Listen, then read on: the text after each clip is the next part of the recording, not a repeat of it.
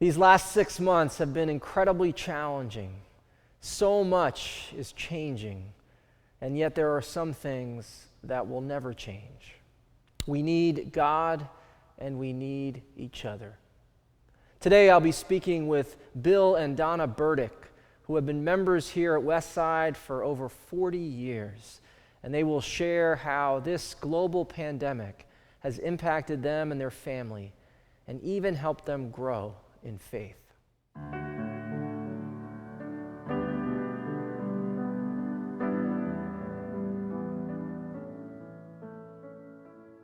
What's been the biggest challenge, just personally, from this COVID experience for you all? Well, I think when our daughters Cheryl and Chris and the two young ones moved in with us for 6 months, it ended up being 6 months, and making space for 4 other people, and child-proofing my house, and giving up space, and just, and we month to month, we didn't know how long this was going to last. Yeah. But it was an amazing, there were a lot of blessings that came out of it. A little Carter came crawling. He ended up leaving, running around, a toddler, and he comes and holds my hand and smiles, and he and I just bonded. And actually being able to see all these different stages in that 6 months over again was a gift. Yeah. It was a real gift. And you wouldn't have been able to see it in the same way. No, absolutely not. Absolutely not. So they're back in the city, and they're doing it. But I feel like it was a gift. We all melted together. Yeah, there were challenges, particularly when you have a 18-month-old and then a 4-year-old. Sure. 4-year-old being a 4-year-old and being very demanding at times. Yeah. There were lots of challenges there. Temper tantrums. Right. But as a family, we held it together. Yeah. Any sense of how your faith and your community of faith helped you kind of be present to the gifts in the middle of this experience, but also persevere through the challenges as well? And just speaking with others, our issues that we may have had in the household were very small compared to so many other people. Frankly, if I didn't have the small groups, the intentionality of, because that was my grounding. That was my grounding for the day. And it just made such a difference in my whole sense of peace, sense of groundedness, no matter what's swirling around in the world, in the family, whatever. I was able to stay grounded, and without those small groups, I really would have struggled. The Christianity that I'm learning to believe in Jesus Christ is really much more relevant to the culture we're living in, and that's what I'm excited about seeing it here. And frankly, living through this COVID and this pandemic, I mean, it just is so important to have this to hold on to. The racial justice, the Howard Thurman, and the Black Lives Matter, and the whole history, American history, that I did not receive growing up as a white privileged person. I mean, that has just opened my eyes. I mean, there's been a real awakening in me. I recall that we had a, Thursday night, the men's third Thursday night. And Mark, you asked a question if there was one word, and this was in the height of some of the racial experiences, which are still ongoing. And I used the term freedom. And I think people were perplexed by what I meant by freedom. Well, I thought that by lifting these things up that have been buried underground for such a long period of time, there was a freedom coming up that we would be able to speak freely. Yeah.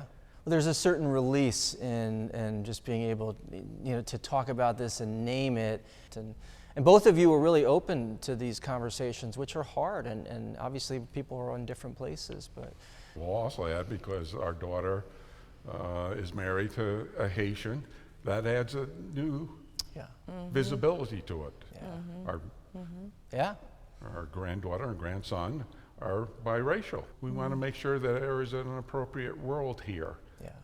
That ideological, theological issue has come home. Absolutely. And it's absolutely. right there, Right. right in the place of love that, and messiness that you were talking Right. about. And what are your hopes and dreams for Westside? Well, to continue expanding our geography, it can be worldwide. I mean, through all this technology, Yeah. I mean, I was surprised. One young girl came on. She's from New York City. Yeah. She's been following your sermons. Uh-huh. And one young girl, and she said, "I just love your sermons. I'm just on here." And we welcomed her. So. How about you, Bill?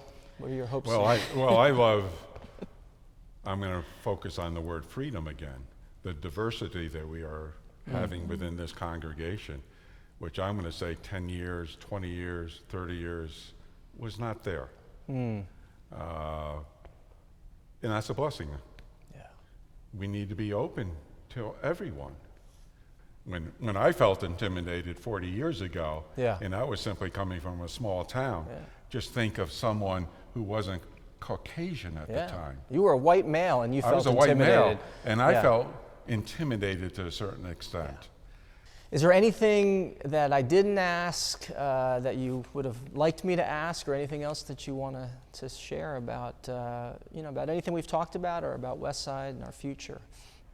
Get yourself involved in small groups. And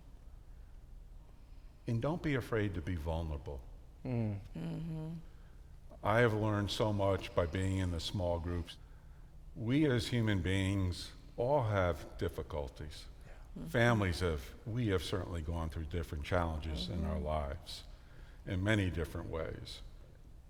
We've had Westside here as our foundation, our rock. Part of that is because I ended up sharing my vulnerabilities. And there was many other people who would be willing to help out in those circumstances. So don't be intimidated as I was when I first walked in here 40 years ago. Is there a connection, Bill, between your willingness to be vulnerable and the freedom that you are talking about, that you're experiencing and you're witnessing? Oh, clearly.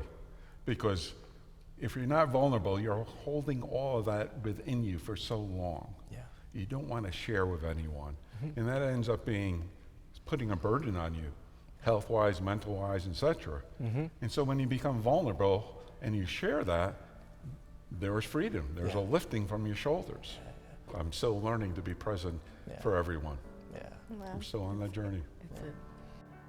The choices we make today will impact the future we have tomorrow. Help Westside be the blessing our community needs.